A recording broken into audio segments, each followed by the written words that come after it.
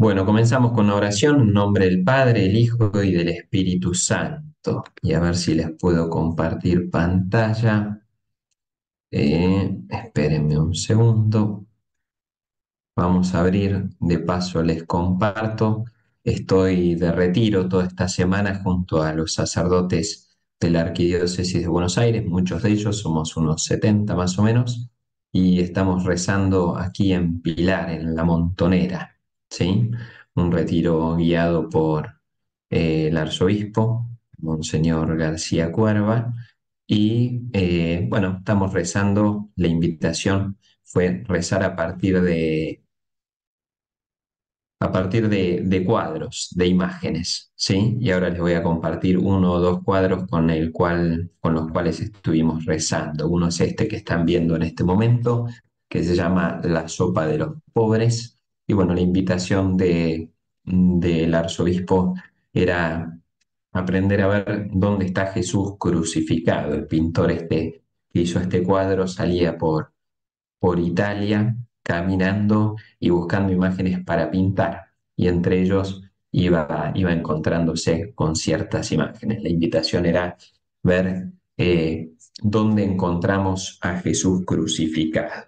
Y de paso vamos a leer el pasaje de Marcos 15, versículos 33 y siguientes, del cual ya algo hemos hablado y seguiremos hablando en esta clase. Al mediodía se oscureció toda la tierra hasta las 3 de la tarde, y a esa hora Jesús exclamó en voz alta: Eloí, Eloí, lema sabactaní, que significa: Dios mío, ¿por qué me has abandonado? Algunos de los que se encontraban allí, al oírlo, dijeron: Está llamando a Elías. Uno corrió a mojar una esponja en vinagre y poniéndola en la punta de una caña, le dio de beber diciendo: Vamos a ver si Elías viene a bajarlo.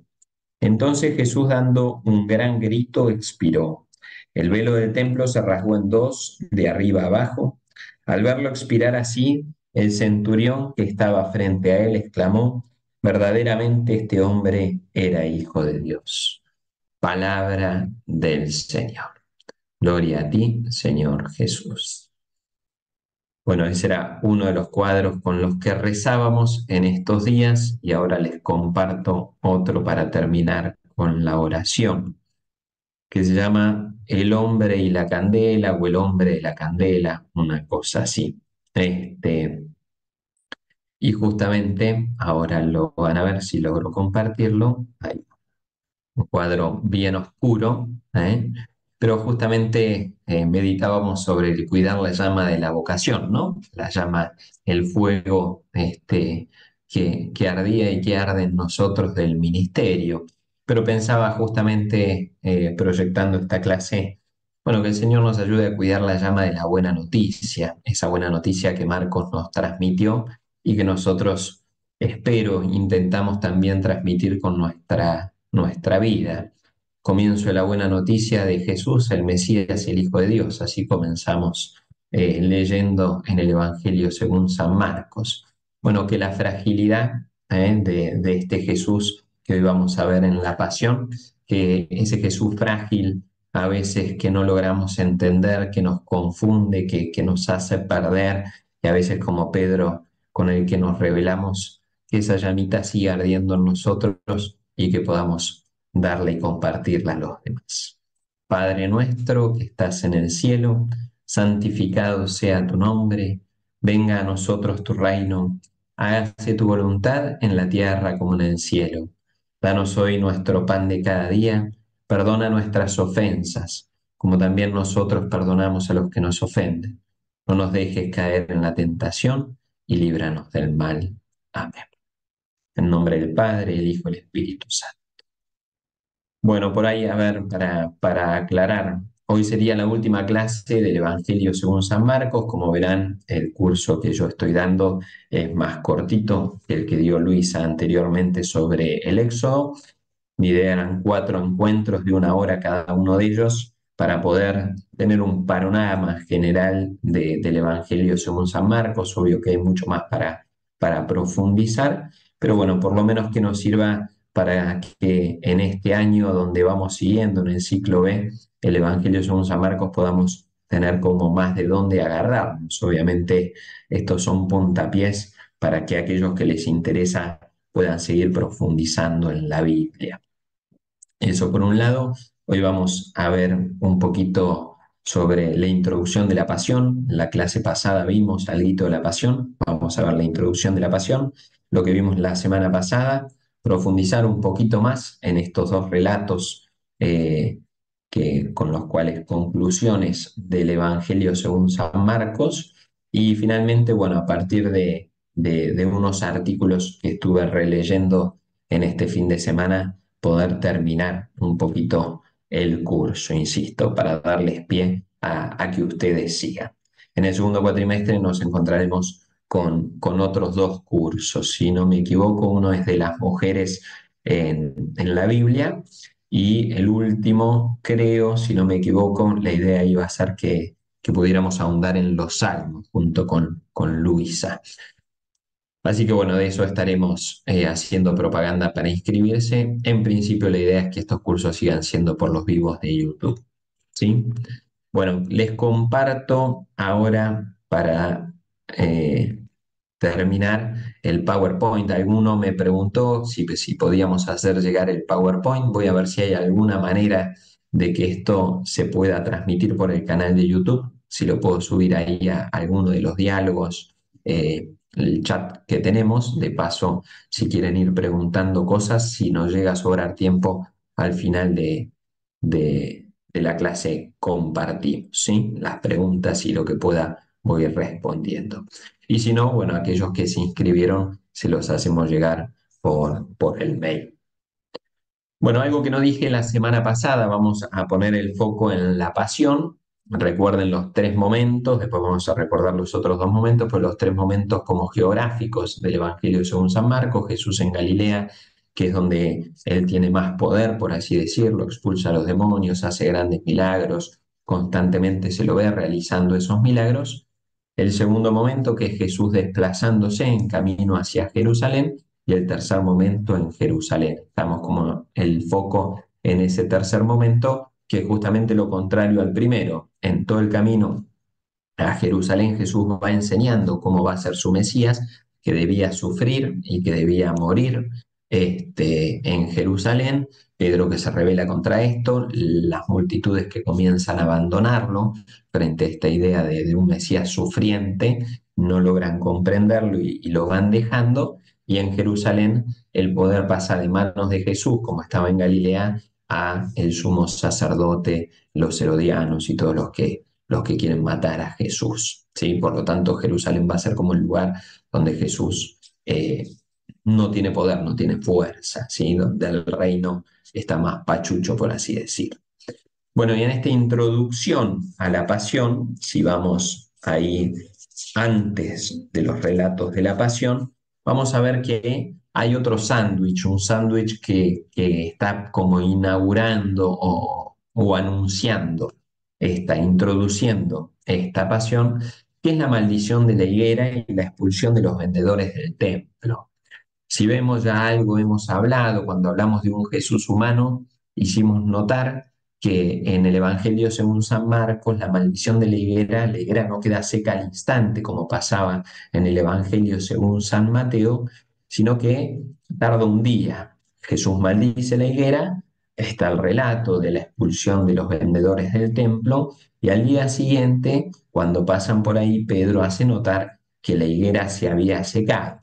Bueno, esto corresponde también, o responde, mejor dicho, a esa estructura sándwich que habíamos avisado, que también pasa en el Evangelio según San Marcos como en general, con la curación de esos ciegos también. Pasaba en relatos más pequeños, como la curación de la hemorroísa, que está en el medio de la curación de la hija de Jairo.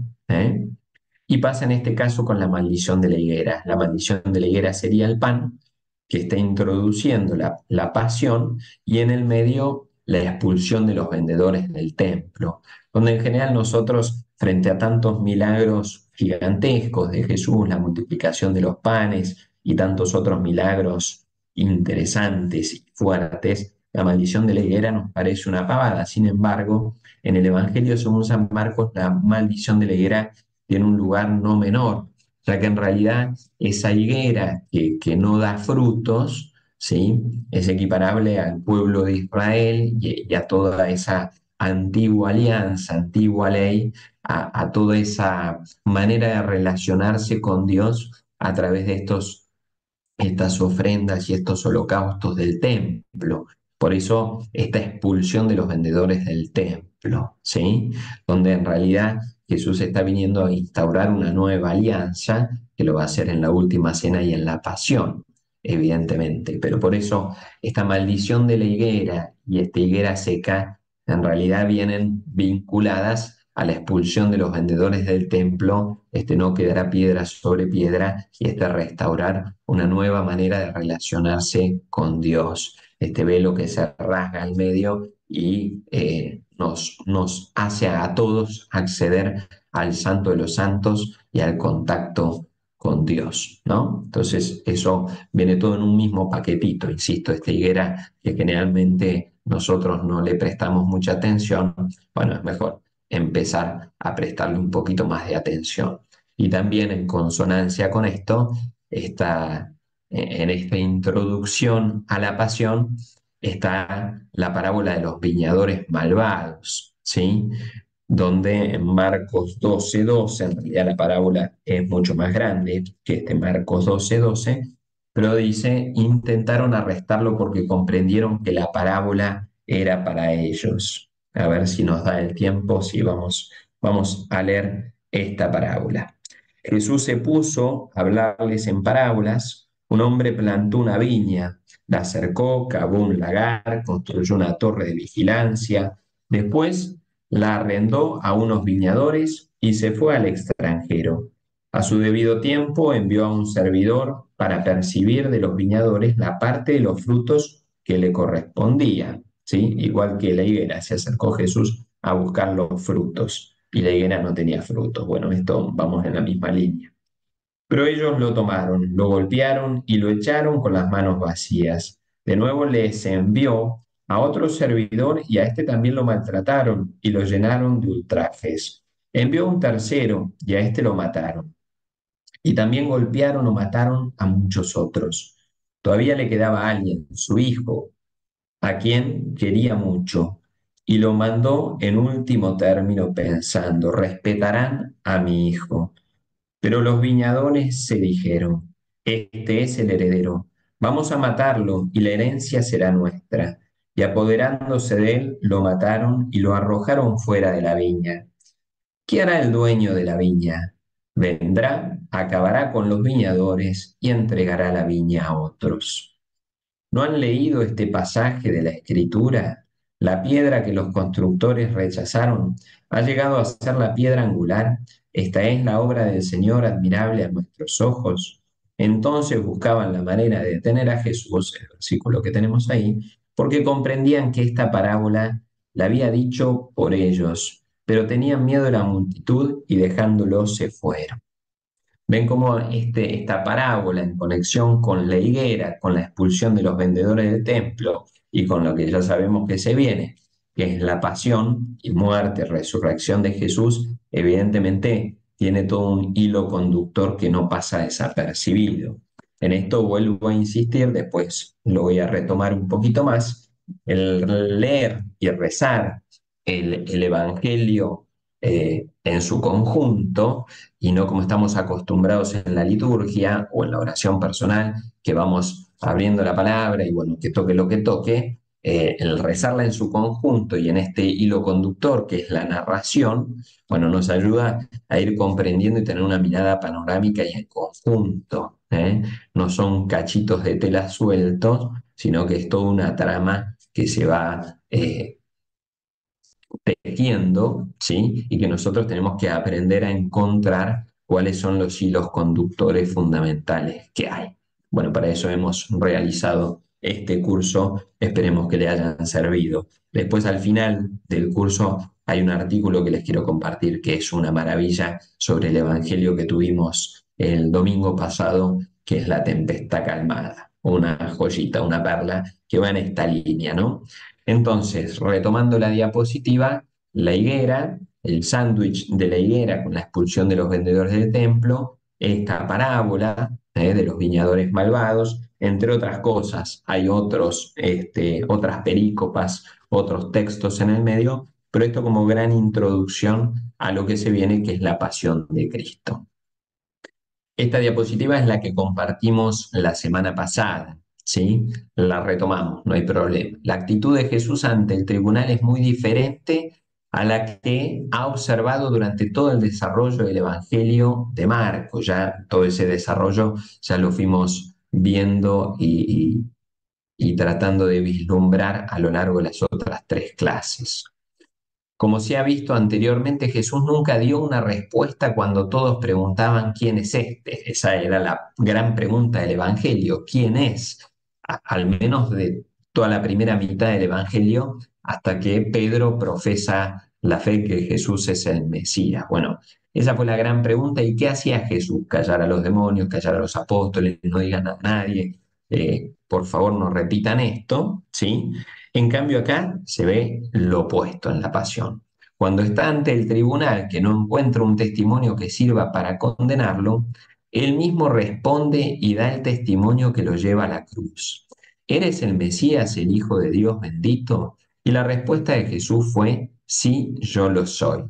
Y lo que decíamos es como que Jesús, a propósito, no deja escapatoria. Él mismo responde sí, y es esa la respuesta que lo lleva a la cruz de lleno. Está muy bueno, hoy estaba leyendo, que ya se los he citado, que vengo rezando con cartas de Nicodemo, y está muy bueno justamente toda esta parte de la pasión. Está muy bueno el libro, pero más allá de eso, es eso, es como Nicodemo y los demás esperando último momento que zafe todos los falsos testimonios que van dando y buscando justamente que lo dejen a Jesús en offside y al final no lo logran y Jesús mismo pasa la línea del offside como a propósito, ¿no? Para poder ir a la cruz.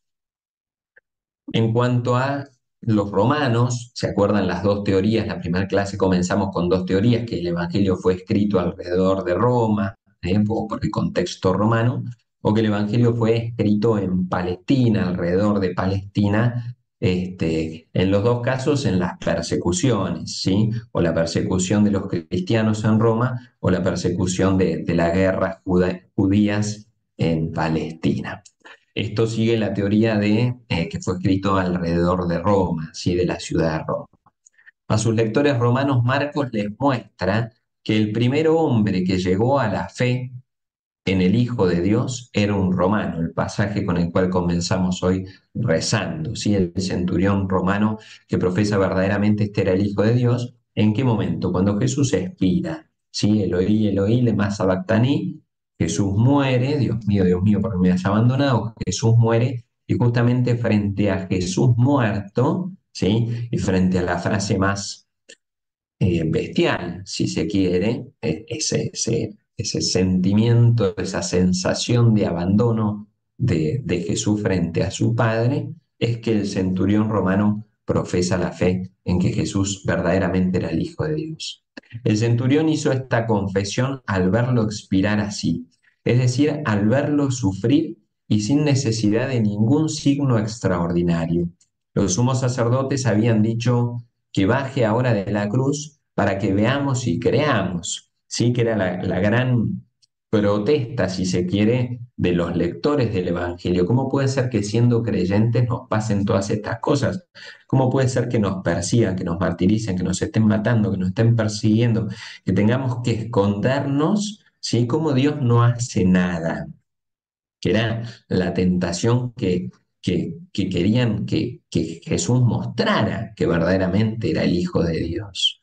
Los que exigían signos extraordinarios para creer no los obtuvieron y no llegaron a la fe. ¿Sí? El sumo sacerdote, todos los que andaban como picaneando a Jesús en la cruz, a ver, está llamando a Elías, veamos si le responde, o el mal ladrón, que también lo va pinchando en la cruz.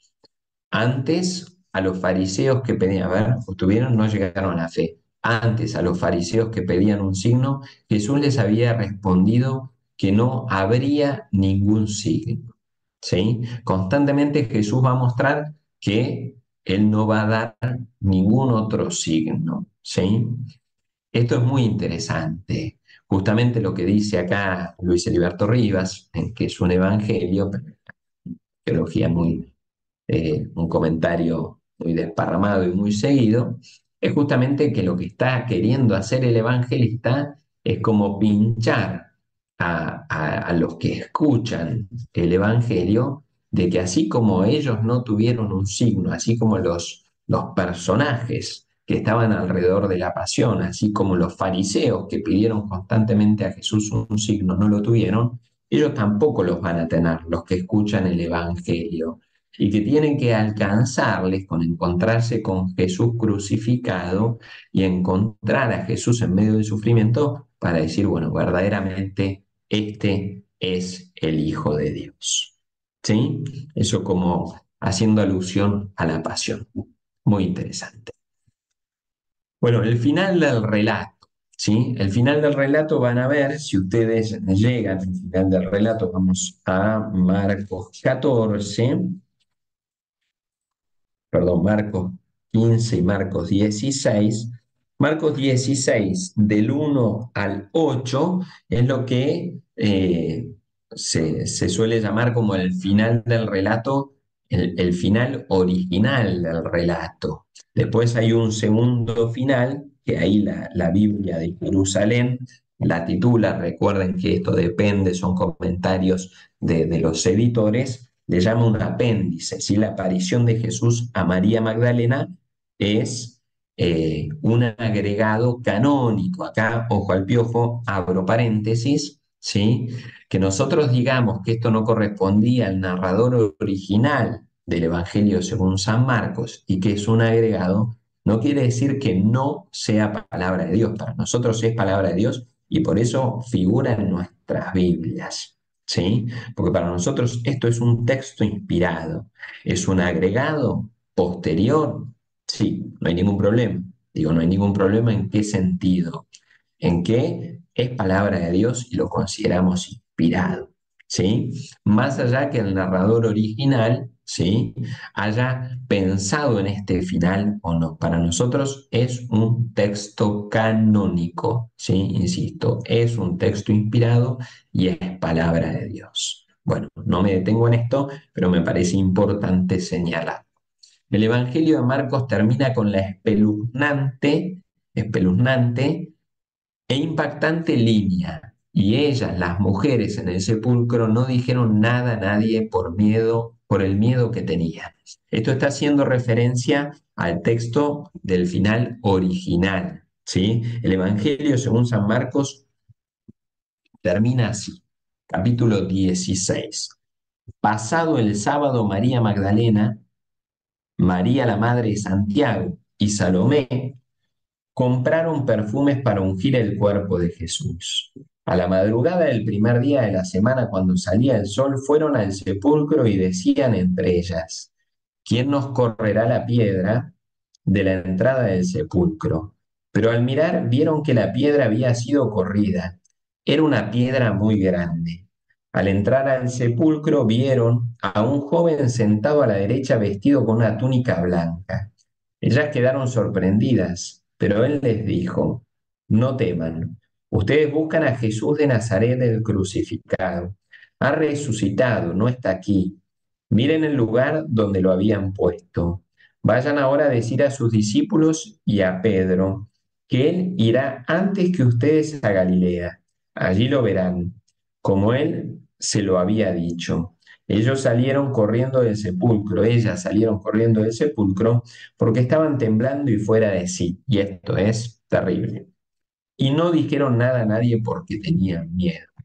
Justamente después lo vamos a leer en este segundo comentario, justamente es lo contrario a lo que pasó todo el Evangelio. Todo el Evangelio Jesús le decía a los demonios que se callen y ellos gritaban. Le decía a los apóstoles que no cuenten nada a nadie y ellos lo contaban. Le decía a los que habían sido sanados que no digan nada a nadie, y ellos iban y lo divulgaban por toda la región. Siempre fue cállate y ellos hablaban. Acá es justamente lo contrario. Dice, vayan y anuncien, y ellas se quedan calladas. Es casi, casi ridículo, ¿sí? Y vamos a quedarnos con eso por ahora. Leo el comentario y después profundizamos. Pero aquí se produjo un fenómeno contrario al que otras veces apareció en el relato del Evangelio. Las personas a las que se le había ordenado guardar secreto divulgaron lo que Jesús había hecho. Ahí tienen algunas citas, hay un montón. En cambio, las mujeres se les ordenó que llevaran la noticia de la resurrección, pero ellas no dijeron nada a nadie. Este silencio de las mujeres fue interpretado de diferentes maneras por los comentaristas. Parecería que Marcos intenta desligar a los lectores de la persona de los predicadores. Ahora vamos a retomar esto, ¿sí? En un ratito. Parecería que Marcos intenta desligar a los lectores de la persona de los predicadores. El discípulo no deberá quedarse con el transmisor del mensaje. Por eso habíamos comenzado, no sé si se acuerdan, no sé si lo dije tampoco, que el Evangelio según San Marcos originalmente no figuraba, que era el Evangelio según San Marcos. Entonces después por testimonios posteriores se habla de que era el Evangelio según San Marcos. ¿Por qué? Porque originalmente no importaba quién lo escribía. Creo que lo cité en su momento, el ejemplo de los íconos. Los íconos de las iglesias orientales, al menos en su momento, no figuraba, y creo que todavía no figura, quién es el autor del icono, porque no importa, lo que busca el icono es que vos reces, no que te acuerdes de fulano o de mengana que dibujó el icono, ¿sí? Y poníamos también el ejemplo de ciertos escultores que en ciertas catedrales góticas, si no me equivoco, hay obras que están talladas que no las ve nadie, porque no están ahí para ser vistas, sino que están ahí para mayor gloria de Dios. Bueno, lo mismo pasaba con el Evangelio, no importaba si era Marcos o era fulanito menganito. Después, justamente frente a otros evangelios y a distintas doctrinas, se fue buscando la importancia de la tradición apostólica. Pero esto fue posterior. Originalmente al evangelista no le interesaba que se lo reconociera como un evangelista. ¿Sí? Continúo. El discípulo no deberá quedarse con el transmisor del mensaje, sino que deberá encontrarse con el mismo Jesús resucitado en Galilea, es decir, en su actividad diaria, volviendo a releer en el Evangelio todo lo que Jesús hizo y enseñó hasta encontrarse personalmente con él. Continúo con la idea esta de que no importaba el autor para después ir a esto de Galilea. ¿Sí? Justamente, ¿qué quiere decir esto que no importaba el autor? ¿Eh? Algo que pasaba en las comunidades paulinas, ¿sí? Por eso cito ahí la primera carta de los Corintios. Hermanos, en el nombre de nuestro Señor Jesucristo, yo los exhorto a que se pongan de acuerdo, que no haya divisiones entre ustedes y vivan en perfecta armonía, teniendo la misma manera de pensar y de sentir, porque los de la familia de Chloe me han contado que hay discordias entre ustedes. Me refiero a que cada uno afirma, yo soy de Pablo, yo de Apolo, yo de Cefa, yo de Cristo. ¿Acaso Cristo está dividido? ¿O es que Pablo fue crucificado por ustedes? ¿O será que ustedes fueron bautizados en el nombre de Pablo? Felizmente, yo no he bautizado a ninguno de ustedes, excepto a Crispo y a Gallo. Así nadie puede decir que ha sido bautizado en mi nombre.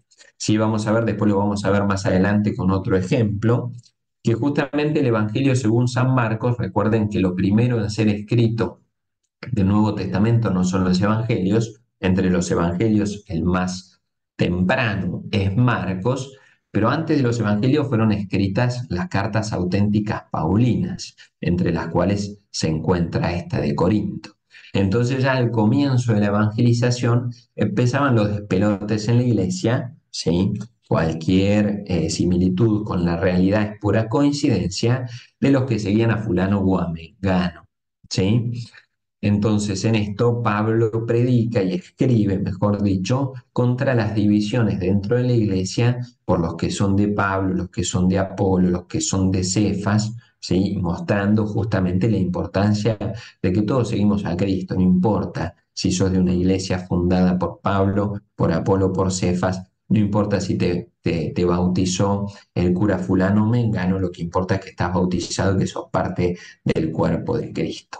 A esto es a lo que iba justamente esta antigua despreocupación de quien lo escribió, pero que después empezó justamente a buscarse la sucesión apostólica y la importancia de que estos evangelios vienen de tradición apostólica, ¿sí? Frente a todos estos despelotes y otros despelotes más grandes que no vienen al caso, los gnósticos, los ebionitas y tantos otros líos después con herejías, fue muy importante la sucesión apostólica, ¿bien? Y quién es el que transmitía el mensaje, pero originalmente no era así. En el comienzo no era así, dijo Jesús sobre otras cosas.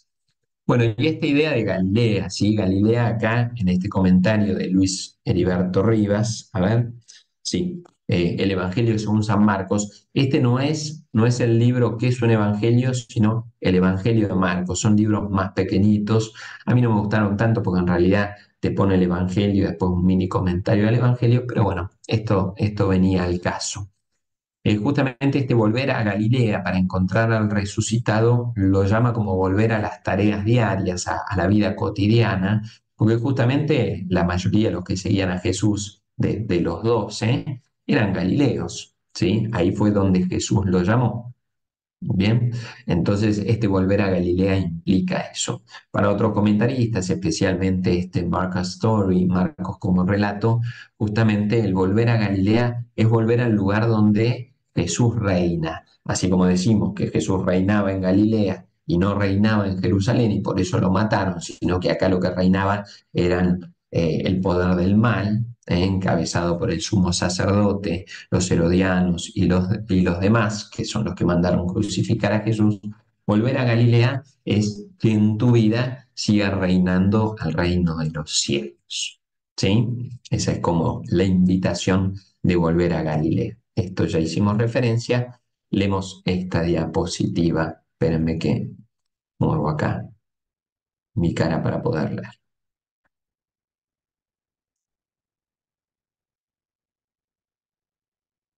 Estoy esperando que se baje ahí una imagen que me tapa.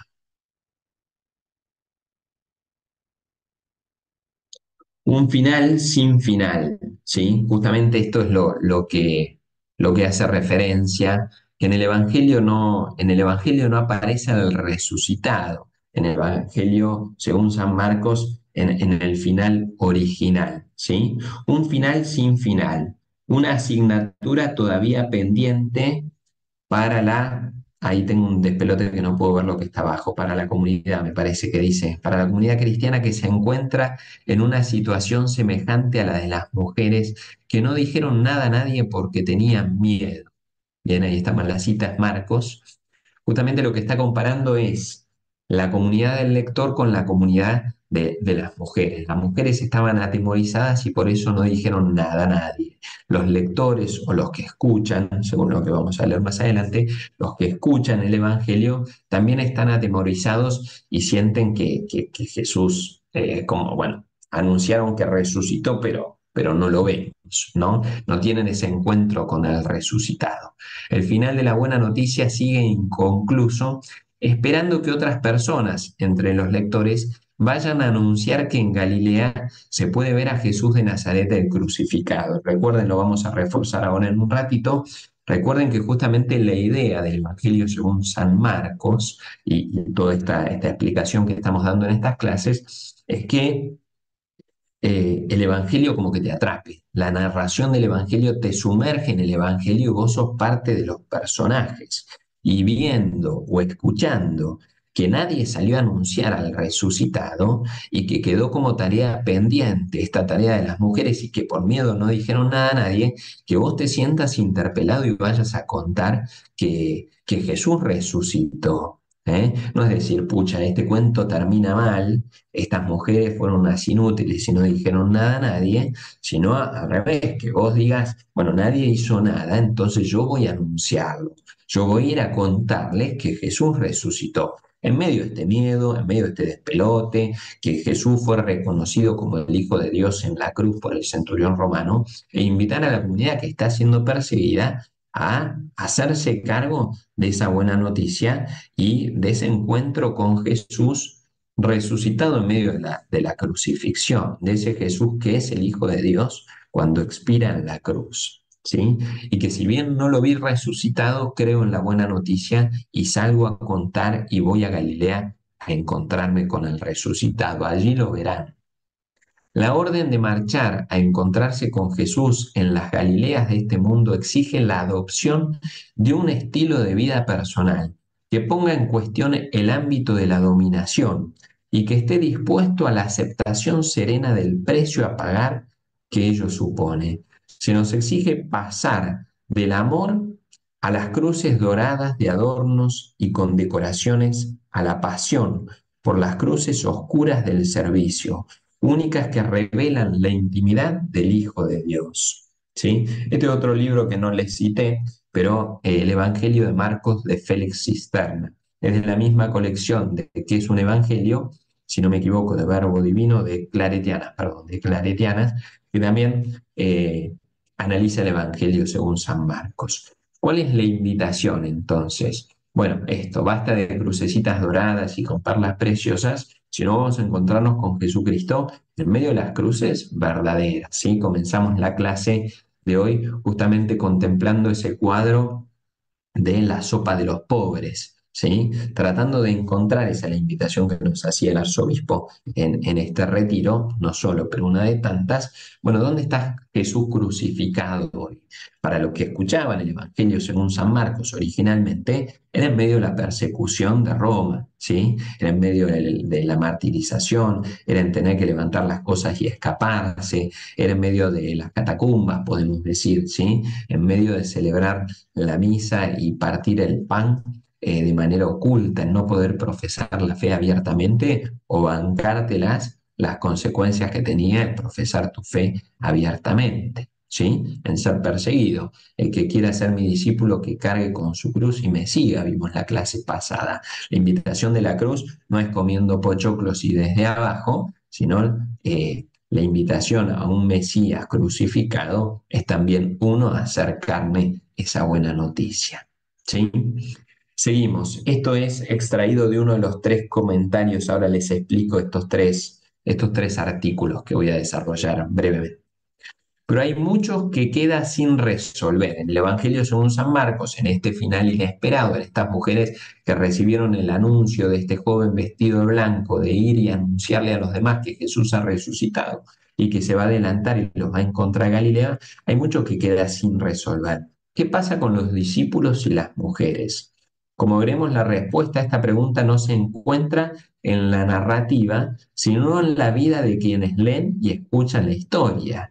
¿Sí? Es decir, en nosotros, en aquellos que recibieron el Evangelio alrededor del año 70, en aquellos a los cuales Marcos pensó el Evangelio, pero también en vos, en mí, en cada uno que escucha el Evangelio hoy. ¿Sí?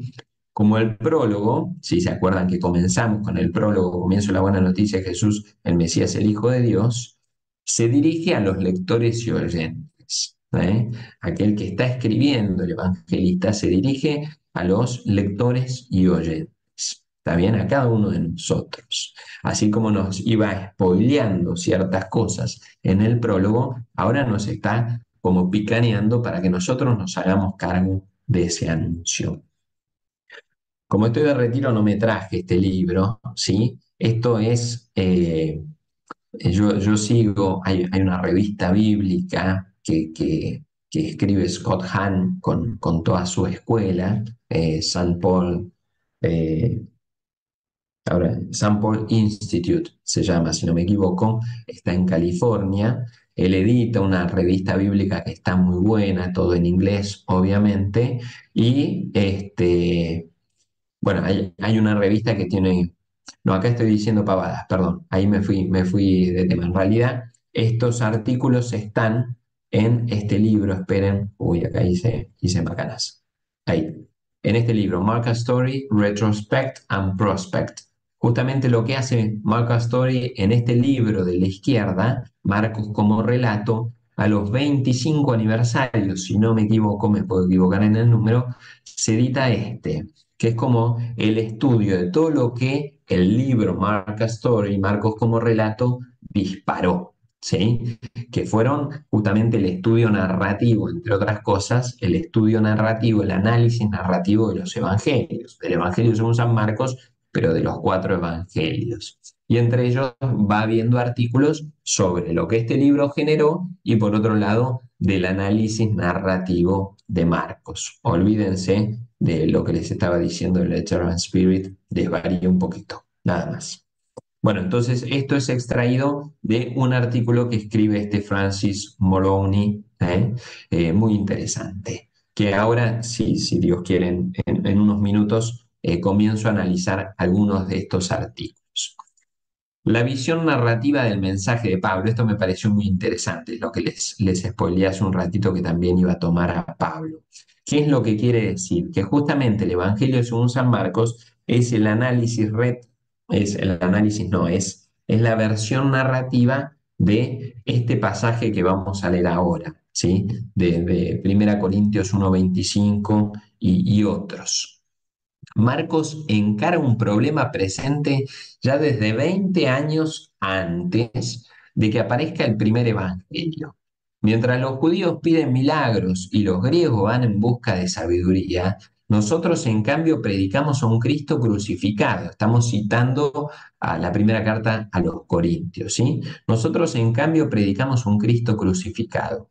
Escándalo para los judíos y locura para los paganos, pero fuerza y sabiduría de Dios para los que han sido llamados, tanto judíos como griegos, porque la locura de Dios es más sabia que la sabiduría de los hombres, y la debilidad de Dios es más fuerte que la fortaleza de los hombres. Marcos intenta resolver el escándalo de la cruz por medio de un relato que comienza como una buena noticia, que Jesús es el Cristo, el Hijo de Dios, y termina con un grito desde la cruz y una agonizante muerte, una tumba vacía y un mensaje de resurrección que no es entregado. Este evangelio es una repetición narrativa, repito, este evangelio es una repetición narrativa del mensaje de Pablo. La locura de Dios es más sabia que la sabiduría de los hombres, y la debilidad de Dios es más fuerte que la fortaleza de los hombres. ¿Qué está diciendo? Justamente que lo que predicó Pablo, Pablo insiste constantemente, predicamos un Cristo crucificado. Necedad para los griegos y escándalo para los paganos. Pero para nosotros, gracia y fortaleza. ¿Sí? Entonces, eso que Pablo escribió en una carta y que lo dejó con total claridad, lo subraya, lo subraya, lo subraya en sus cartas, Marcos lo hace relato, como en el Evangelio según San Marcos, ¿sí? Esta incomprensión de los discípulos, que ahora vamos a volver a ella, pero por otro lado, esta profesión de fe del centurión romano en encontrarse con que verdaderamente este es el Hijo de Dios cuando muere y qué muerte, expirando en la cruz y diciendo, Dios mío, ¿por qué me has abandonado? Justamente es la invitación narrativa de poder nosotros también predicar un Cristo crucificado y darnos cuenta que esa debilidad humana, este Jesús que no era omnisciente, este Jesús que va directo a Jerusalén a morir, este Jesús que es tirado de las orejas por Pedro diciendo no vuelvas a decir esas cosas y que la reta a Pedro y le dice ve detrás de mí Satanás, es una invitación a que nosotros también aceptemos junto con Pablo que esa necedad y ese escándalo para nosotros en realidad es fortaleza y sabiduría de Dios. Bien, perdonen que voy acelerando, pero si no me voy a quedar sin la cereza del postre que me pareció excelente del domingo pasado. Acelero con el final canónico, porque como digo, bueno, no es el final narrativo del Evangelio según San Marcos, según la narrativa que venimos siguiendo, pero es palabra de Dios, es canónico y es inspirado. Está redactado, esto quiere decir Marcos 16 del 9 en adelante, ¿sí? Todo el final eh, canónico del Evangelio según San Marcos, que evidentemente por cosas que nos exceden a este curso se nota que no sigue la misma pluma de todo el relato, pero es parte de nuestro texto. Está redactado de modo que se destaca la falta de fe de los discípulos ante el anuncio de los primeros testigos de la resurrección de Jesús. Este es como el hilo conductor que lo une a todo el resto del Evangelio. ¿Sí? Los discípulos no creyeron. Lo que destaca en todos estos versículos que siguen hasta el final es justamente la falta de fe. Este apéndice del Evangelio de Marcos afirma entonces que la resurrección de Jesucristo solamente fue creída por los que fueron agraciados con la aparición del resucitado. Los demás discípulos no creyeron en el anuncio que les llevaron estos testigos y perseveraron en su incredulidad hasta que Jesús se presentó ante ellos y les reprochó su falta de fe. Es una versión muy diferente de la que se lee en los otros evangelios. Simplemente, en cierta manera, esto contradice, muy entre comillas por el amor de Dios, pero contradice toda la idea del evangelista de Marcos. Algo parecido nos pasa en el libro de Job. El libro de Job es una enorme poesía, ¿sí? Donde el principio y el final están escritos en prosa y todo lo demás es en poesía. El principio y el final se cree que evidentemente es de otros redactores, ¿sí? De otros autores, y en cierta manera contradice todo el poema. El libro de Job busca combatir la teología de la retribución, que no hace al tema, y justamente lo que hace el libro de Job, la primera y la última parte, fue decir, bueno, y Dios compensó, retribuyó todo el bien que había hecho a Job, que justamente todo el mensaje central del libro de Job va en contra de la teología de la retribución. En cierta manera, todo el Evangelio, según San Marcos, fue una invitación a creer en Jesús, no en medio de la resurrección, sino en Jesús crucificado y que el resucitado venció a la muerte, pero que lo tenemos que reconocer en la persecución, en la cruz, en cargar la cruz, en esa sensación de Dios mío, porque me has abandonado, y acá terminan creyendo a los que se le apareció el resucitado. Más allá de eso, sigue la hilación de la falta de fe de los discípulos. Insisto, disculpen, acelero a 4.000 kilómetros por hora, me salté uno de los artículos, esto ya lo expliqué, ¿sí? Justamente la crítica narrativa ya lo fui explicando, aquí me detengo solo en esto, lo que hace hincapié este autor, que lo tengo por acá, Boomersheim, supongo que se pronuncia así, Thomas Boomersheim, es justamente que el Evangelio según San Marcos fue pensado para ser escuchado, no para ser leído. Evidentemente no se repartían papiros en la época del Evangelio en que fue escrita, en el año 70, como hoy repartimos caramelos, ¿sí? Poder escribir una obra era carísimo, tener papiros, pergaminos, poder tener pergaminos en ese momento era carísimo, tener gente que sepa leer y escribir no era tan fácil, ¿sí?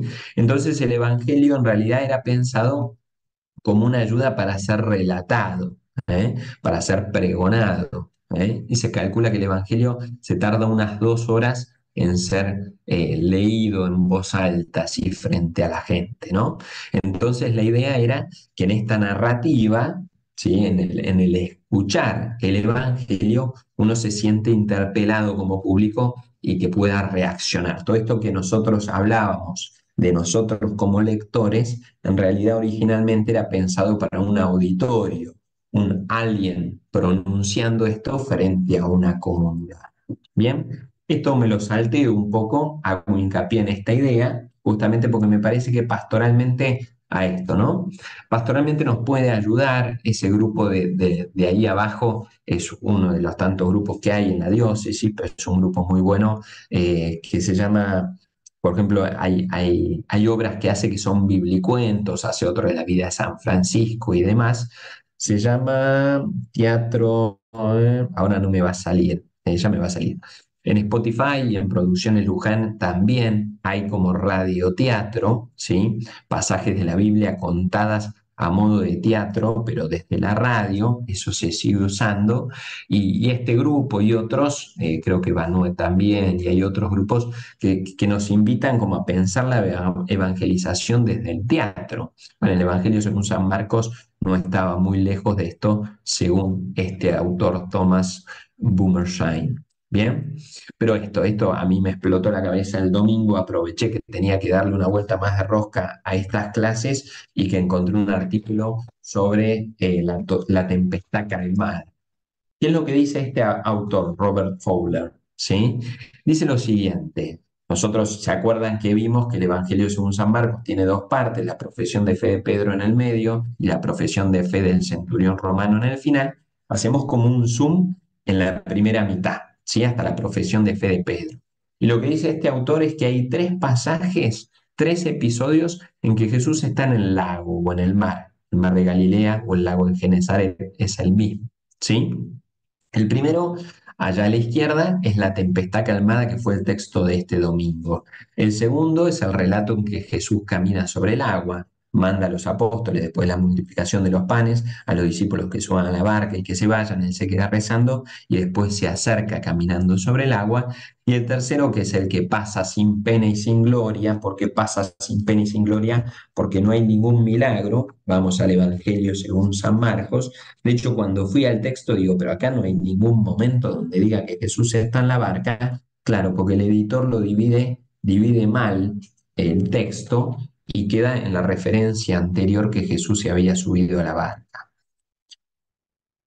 Marcos 8:14, Marcos 8:14, los discípulos se habían olvidado de llevar pan y no tenían acá, ¿ven? Justamente Marcos 8:14, en realidad la referencia está en el versículo 13, y dejándolos, volvió a embarcarse a la otra orilla. Ese es el versículo 13, que el editor, al menos de el libro del pueblo de Dios, lo deja en la perícopa anterior. Dice, y dejándolo, volvieron a embarcarse hacia la otra orilla. Entonces ya está de nuevo embarcado Jesús con sus discípulos. Los discípulos se habían olvidado de llevar pan y no tenían más que un pan en la barca. Estaban en la barca todavía. Entonces es el tercer episodio de Jesús en la barca. Jesús les hacía esta recomendación. Estén atentos, cuídense de la levadura de los fariseos y de la levadura de Herodes. Ellos discutían entre sí porque no habían traído pan, ¿sí? Jesús se dio cuenta y les dijo, ¿a qué viene esa discusión? Porque no tienen pan. ¿Todavía no comprenden ni entienden? Ustedes tienen la mente enceguecida y abran bien los ojos. Tienen ojos y no ven, oídos y no oyen. ¿No recuerdan cuántas canastas llenas de sobras recogieron cuando repartí 5 panes entre 5.000 personas? Ellos le respondieron 12.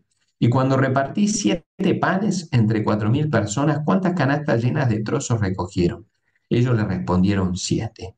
Entonces Jesús les dijo, ¿todavía no comprenden? Vamos a quedarnos en esto. 3 episodios. La tempestad calmada, que la tempestad calmada terminaba diciendo, fue, insisto, el Evangelio de este domingo. Después les dijo, ¿por qué tienen miedo? ¿Cómo no tienen fe? Jesús retando a los apóstoles que los despertaron a Jesús pensando, Maestro, ¿no te importa? Nos hundimos. Entonces quedaron atemorizados y se decían unos a otros, ¿quién es este que hasta el viento y el mar le obedecen? ¿Se acuerdan? En Mateo ellos reconocen y se postran porque reconocen que Jesús es Dios, reconocen quién es. En Marcos no solo no reconocen, sino que se quedan con miedo. Quedaron atemorizados y se decían unos a otros, ¿quién es este? No reconocen. Después, Pedro, que camina, o Jesús caminando por el agua, Marcos 6, versículos, no lo vamos a leer, pero versículos 45 al 52. Termina diciendo, así llegaron al colmo de su estupor porque no habían comprendido el milagro de los panes y su mente estaba enceguecida, ¿sí? Tormenta. Y Jesús calma la tormenta, terminaron atemorizados y se preguntaban, ¿quién es este? Jesús camina sobre el agua. Así llegaron al colmo de su estupor, porque no habían comprendido el milagro de los panes y su mente estaba enceguecida. No solo no comprendieron que Jesús caminaba sobre el agua y quién era, sino que además no habían comprendido la multiplicación de los panes que ya había pasado, ¿sí? Y en el tercer episodio, que es el que acabamos de escuchar, Jesús está hablando dentro de la barca sobre tengan cuidado, no hay ningún milagro, ¿eh? Pero Jesús está hablando, ojo con la levadura de los herodianos y de los fariseos, y estos están preguntándose, preocupados porque nadie trajo pan, ¿sí? Y ahí esta frase, tienen ojos y no ven, oídos y no oyen. Bien, justamente el hilo conductor es esta incomprensión de los discípulos que nosotros ya hicimos referencia en la segunda y en la primera clase, si no me equivoco, de que son ciegos, acá lo explicita, tienen ojos y no ven, oídos y no oyen. ¿Cuál es el sándwich que está entre esa frase y el resto? Justamente el milagro, un milagro antes de esta frase de Jesús sobre la barca explicando estas cosas, es que Jesús cura a un sordo. ¿Bien? Curación de un sordo mudo. Marcos 7:31 al 37. Curación de un sordo, hay algunos, la multiplicación de los panes, curación de un sordo. La segunda multiplicación de los panes, este pasaje en que Jesús le dice, tienen ojos y no ven, tienen oídos y no escuchan, no oyen. Y el milagro siguiente, se bajan de la barca y ¿qué es lo que Jesús hace? Curación de un ciego. Y enseguida, ¿qué es lo que pasa? Profesión de fe de Pedro.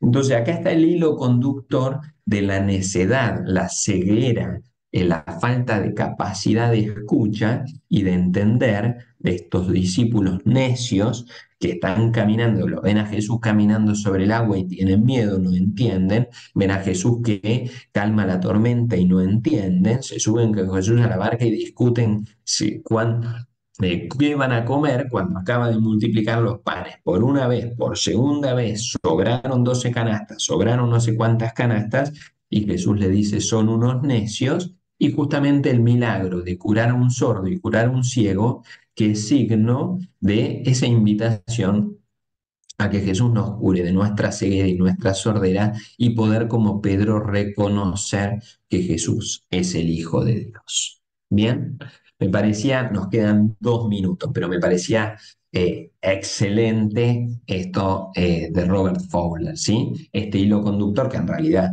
del Evangelio según San Marcos, ¿eh?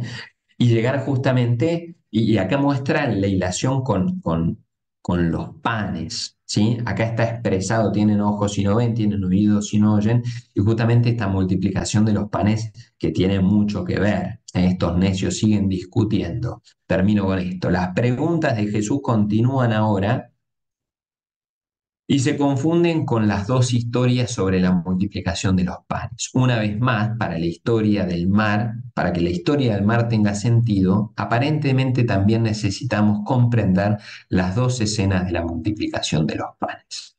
De hecho, una de las características más extraordinarias de las dos historias de alimentación en Marcos es que nadie en los relatos, esto me olvidaba, perdón, nadie en los relatos, en la multiplicación de los panes, nadie se asombra de la multiplicación de los panes. Ni Jesús, ni los discípulos, ni la multitud hace comentario alguno sobre lo asombrosas que fueron dichas multiplicaciones.